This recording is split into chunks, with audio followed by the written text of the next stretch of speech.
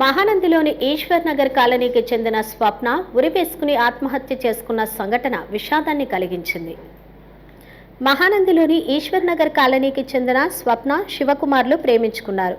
దీంతో ఇరువురు వివాహం చేసుకోవాలని నిర్ణయించుకున్నారు. వీరు సోమవారం స్థానిక పోలీస్ స్టేషన్ వద్ద బయట వివాహం చేసుకున్నారు. యువతికి మెడలో పసుపు కొమ్ము తాడు కట్టి వివాహం చేసుకున్నట్లు సమాచారం. అయితే శివకుమార్ తల్లి ఈ వివాహాన్ని ఒప్పుకోలేదు. దీంతో మనస్తాపానికి గురైన శివకుమార్ ఆత్మహత్యాయత్నానికి పాల్పడ్డాడు.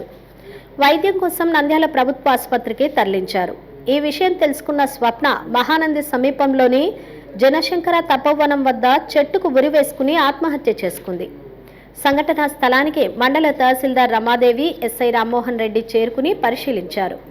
శవ పరీక్ష కోసం నంద్యాల ప్రభుత్వ ఆసుపత్రికి తరలించారు. మహానంది పోలీసులు కేసు నమోదు చేసుకుని దర్యాప్తు చేస్తున్నారు. 2 గంటలప్పుడు హాస్పిటల్కి వచ్చిన పాప, హాస్పిటల్ దగ్గర ఆ చేసుకున్నోని చూడనీకి వచ్చిన పాప తెల్లారేసరికి శవమై తేలింది. ఎట్లా శవమై తేలింది, ఎవరు చంపినారనేది మాకు తెలియడం లేదు. ఆ విషయం మాకు తెలియాలి. దానికి తోడు పాపకు బ్లీడింగ్ అవుతుంది. ఎందువలన అవుతుంది, ఎవరన్నా రేప్ చేసి చంపినారా, దేని వలన, కారణం మాకు తెలియాలి. పాప అయితే చనిపోయింది, వాడైతే బతికినాడు. వాళ్ళ అమ్మ ఒప్పుకోవడం లేదని వాడైతే బానే ఉన్నాడు, బతికే ఉన్నాడు. పిల్ల ప్రాణాలు కోల్పోయింది కదా. పాప ఏ విధంగా చనిపోయింది, వాళ్ళ నుంచే కదా. మరి వాళ్ళు హాస్పిటల్లో ఉన్న వాళ్ళు ఉండాలి కదా, కనీసం చనిపోయిన పాపను చూడ్డానికన్నా రావాలి కదా. ఏం జరిగింది మాకైతే తెలియదనన్నా రావాలి కదా.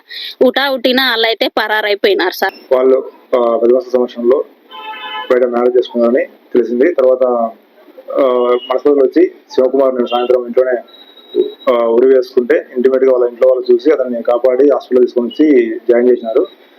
అదే సమయం తర్వాత ఎవరైతే ఆ శివకుమార్ మ్యారేజ్ చేసుకున్నాడో ఆ అమ్మాయి కూడా ఆ అమ్మాయికి ఈ విషయం తెలిసి తర్వాత అమ్మాయి కూడా మనస్తాపం చెంది నేను సాయంత్రం 4 గంటలకు ఇంట్లో నుంచి బయటకు పోయి తెలిసింది.